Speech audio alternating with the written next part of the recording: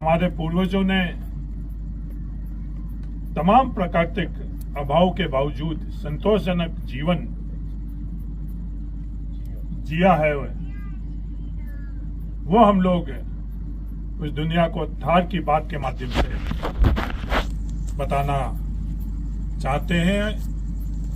मैं आप सब लोगों से अपील करता हूं कि थार के जीवन को इस थार की बात के माध्यम से आप लोग जानो और जुड़ो। इस थार की बात में हम लोग थार के तमाम पहलू, चाहे प्राकृतिक, सांस्कृतिक, लोक देवता, तमाम पहलू से जोड़ने का प्रयास करेंगे। और ये मुहिम आप सब लोगों की मुहिम है। इस क्रम में आज हम लोग इसकी शुरुआत करेंगे थार के टाकों की। ये थार के टाकों की मुहिम सिर्फ एक तरफी नहीं है। थार के लोगों से मैं अपील करना चाहता हूं कि आप अपने जो ये अपनी जीवन पद्धति है, अपने जीवन में से सबसे अहम जो भूमिका अपने टाके हैं, उसको इस मुहिम के माध्यम से दुनिया को बताकर दुनिया को जोड़ो।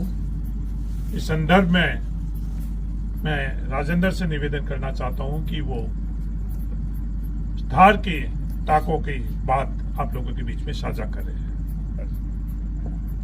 धन्यवाद सर। हमारे अपने थार की विरासत, यहाँ की परंपरा और तमाम पहलुओं को देश, दुनिया, प्रदेश सब जगह के प्लेटफॉर्म पर पहुंचाने के लिए आप तमाम मीडिया साथियों का हार्दिक स्वागत।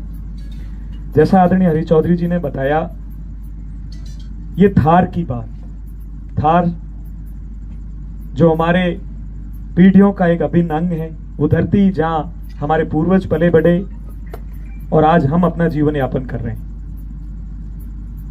यहां अभावों से शुरुआत हुई। इन अभावों ने हमारे को बहुत कुछ दिया। इन अभावों ने हमारे को सांस्कृतिक विरासत दी, वानस्पतिक विरासत दी। और आज हम थार की बात में जिस श्रृंखला से शुरुआत करने जा रहे हैं, जिस जगह बैठे हैं, जो हमारे आदरणीय रुगाराम जी के जो टाके हैं, ये थार के टाके जो हमें विरासत के रूप में मिले हैं। ये हमारी मजबूरी थी, लेकिन आज मजबूती है।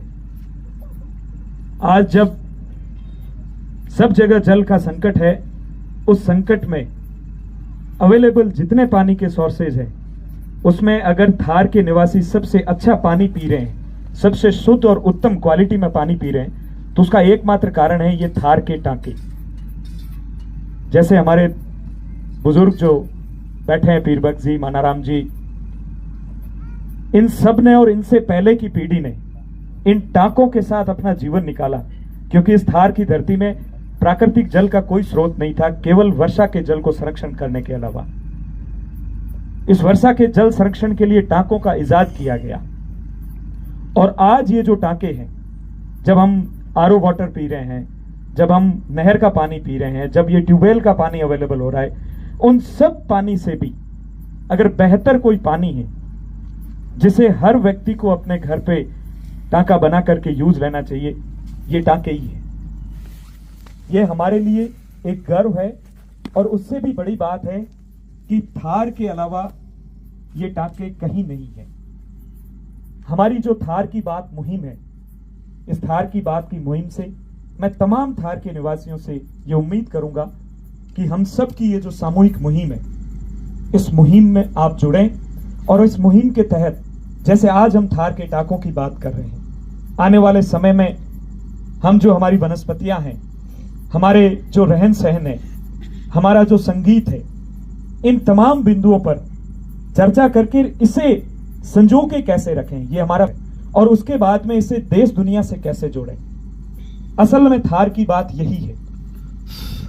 आज थार की बात में जब हम थार के टाकों की बात कर रहे हैं, तो हमारे कुछ साथियों ने यहीं आसपास में, किसी बड़े स्टूडियो से नहीं, हमारे आसपास में जो टाके अवेलेबल हैं, कुछ पुराने टाके जो पीढ़ियों से संजो के रखे हैं, उस समय में जैसे बने थे, उन टाकों की कुछ वीडियोस, कुछ क्लिप्स संकलित करके एक डॉक्यूमेंट्री बनाई है।